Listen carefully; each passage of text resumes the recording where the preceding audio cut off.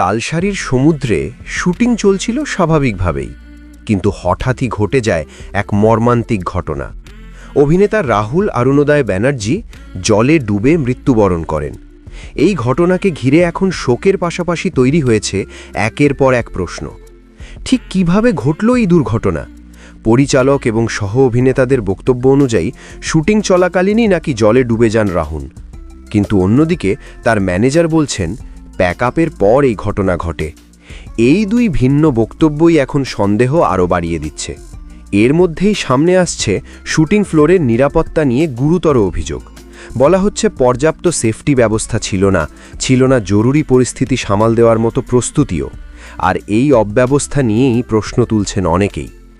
এই প্রেক্ষাপটে সরব হয়েছেন সিপিআইএম নেতা শতরূপ ঘোষ।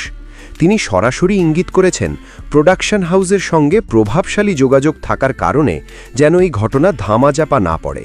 তার বক্তব্য, সত্যিটা সামনে আসতেই হবে। আর এখানেই উঠে আসছে প্রযোজক লীনা গঙ্গোপাধ্যায়ের নাম। অনেকেই প্রশ্ন তুলছেন, এই ঘটনার পেছনে কি কোনো গাফিলতি ছিল? যদি থাকে তাহলে তার দায় কে নেবে? রাহুলের মৃত্যু শুধু এক অভিনেতার হারিয়ে যাওয়া নয়, এটা এখন ইন্ডাস্ট্রির নিরাপত্তা ব্যবস্থার এক বড় প্রশ্নচিহ্ন হয়ে দাঁড়িয়েছে।